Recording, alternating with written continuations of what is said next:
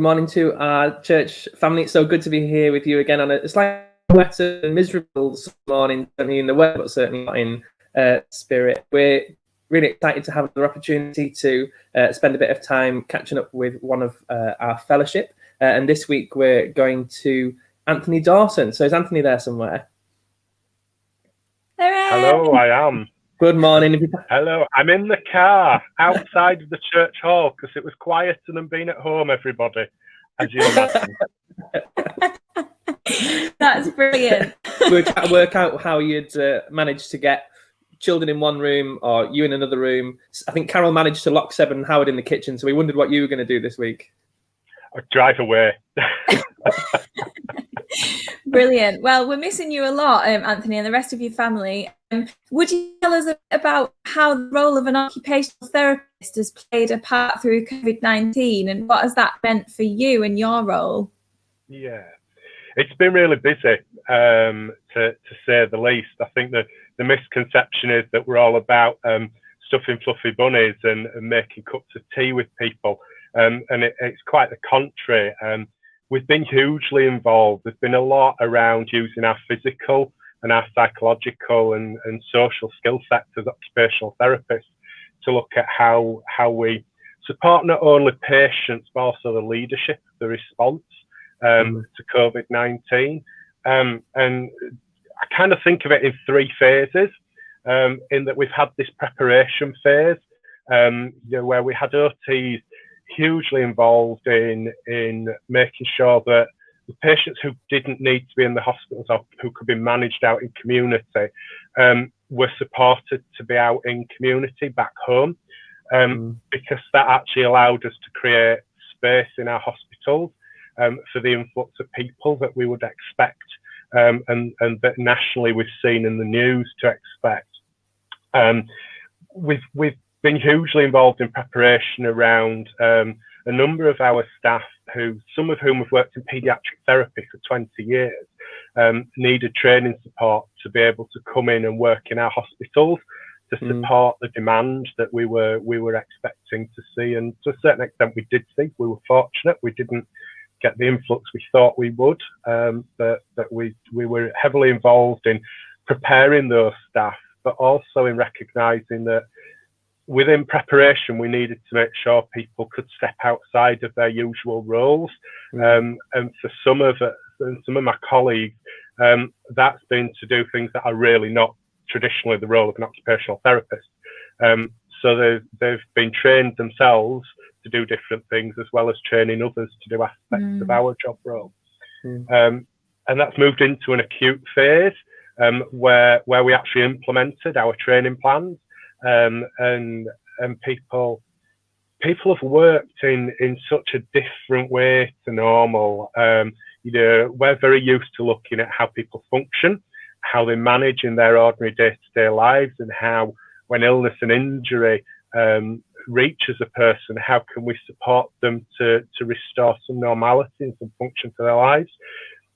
We've had elements of that going on. I think we've heard lots about COVID-19, but people have still had terrible road accidents. They've still had strokes. They've still had cardiac problems. Yeah. We've done a lot of business as usual in and amongst, the different things that COVID-19 has brought.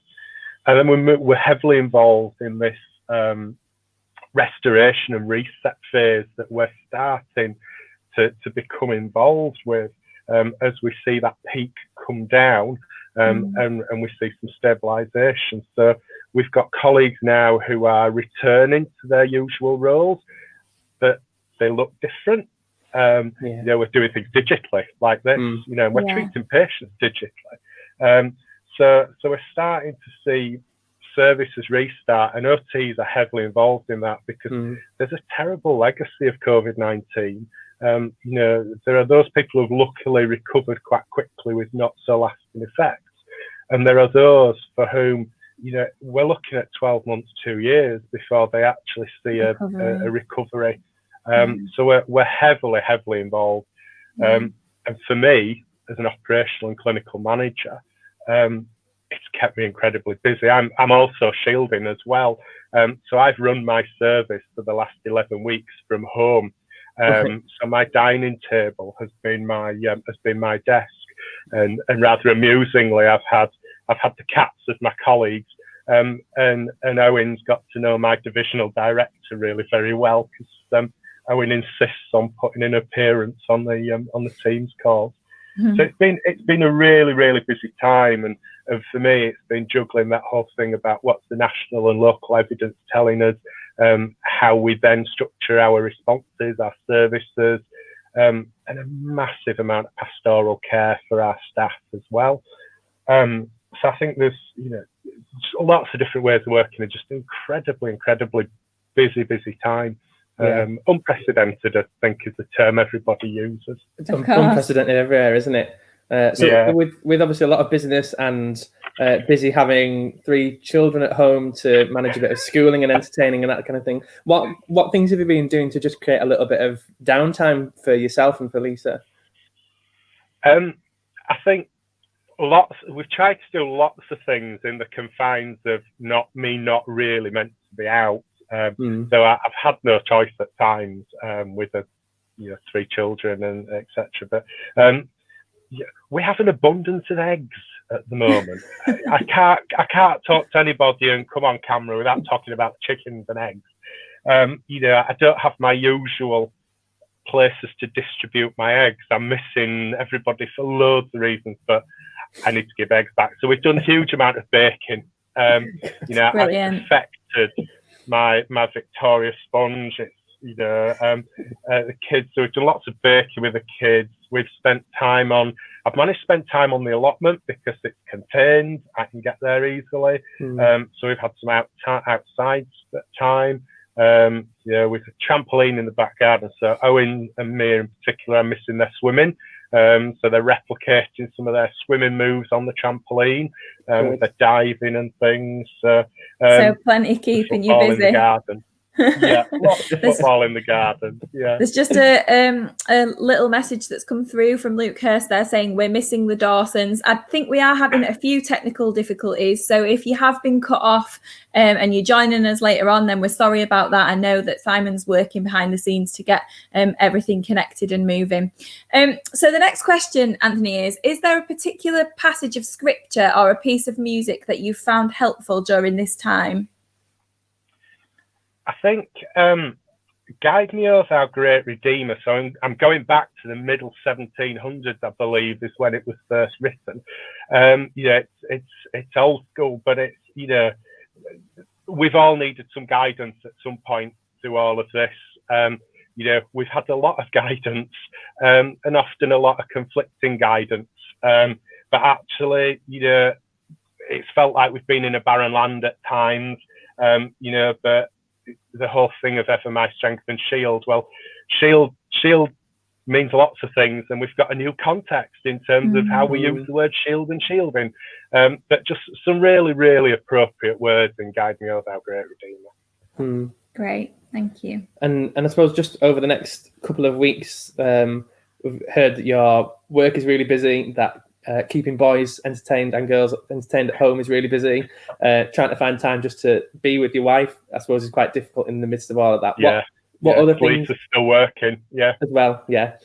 What other things can we as your church family be praying for you and the rest of the Dawsons?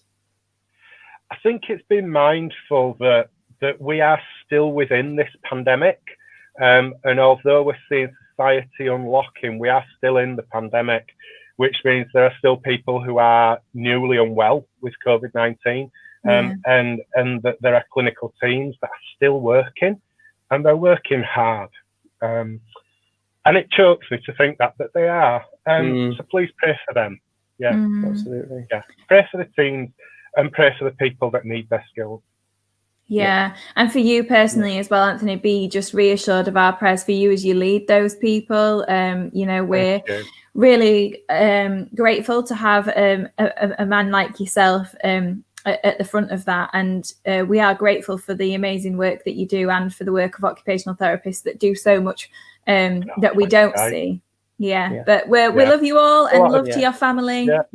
Just a slight side note for others who are watching, if you are still watching on Facebook and having any issues, if you follow the links from the main Facebook page to the YouTube page, or just go to YouTube and search for Castleford Salvation Army, and you'll be able to pick up the live stream from there. So Facebook's causing some issues this morning. Jump across to YouTube and you should be able to pick up as normal, if that's okay. Thank you, Anthony. I think we're going to go to... Thanks, everybody.